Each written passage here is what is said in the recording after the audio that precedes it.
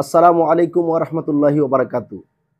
টেকসই প্রজন্মভিত্তিক টেকসই বাঁধ নির্মাণের ৮ দফা দাবিতে পানি উন্নয়ন বোর্ড অভিমুখে আগামী বুধবার পদযাত্রা।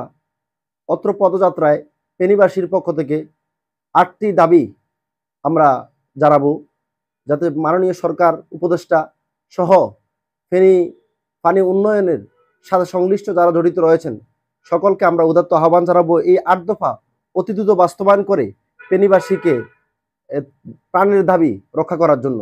এখন আমি আপনাদের সামনে সেই ৮ দফা দাবিগুলো উপস্থাপন করছি। ১ নাম্বার, টেকসই ও প্রজন্মভিত্তিক বাঁধ নির্মাণ করতে হবে।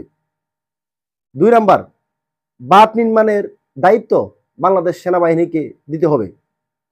৩ নাম্বার, নদী শাসন ও অবৈধ বালু উত্তোলন বন্ধ করতে হবে।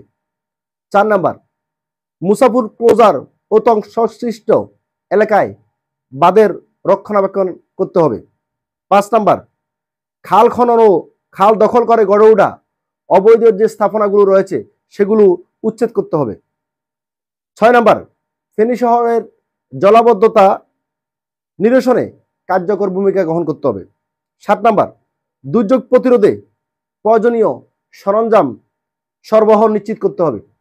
৮ নাম্বার, ২০২৪ এবং ২০২৫-এ বন্যায় ক্ষতিগ্রস্ত যে সমস্ত পরিবারগুলো রয়েছে, যারা পশু পাখি পরিবারের টাকা পয়সা সম্পদ এই বন্যায় ক্ষতিগ্রস্ত হয়েছেন, বাড়িঘর যানমালে ক্ষতিগ্রস্ত হয়েছে, ওই সমস্ত পরিবারগুলোর সঠিক প্রতিবেদন প্রকাশ করে তাদেরকে তাদের পুনর্বাসনের জন্য নিশ্চিত করার জন্য তাদের প্রত্যেকটা পরিবারকে পাশে সরকারকে দাঁড়াতে হবে।